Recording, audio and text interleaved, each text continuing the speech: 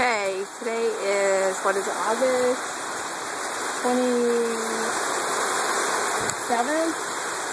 Okay, 28th? I'm looking at the calendar. Let's go find out.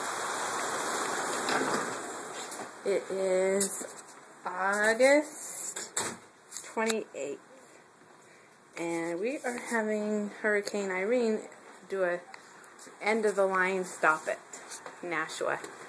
It's supposed to get really high winds later on this evening, around 4 or 5 p.m. But we've had rain hard since about 4 o'clock yesterday. And it's raining pretty good right now. It's slowed down a bit. I'll have to get closer. I'm under the carport from our side entrance. But we have really good draining on our road.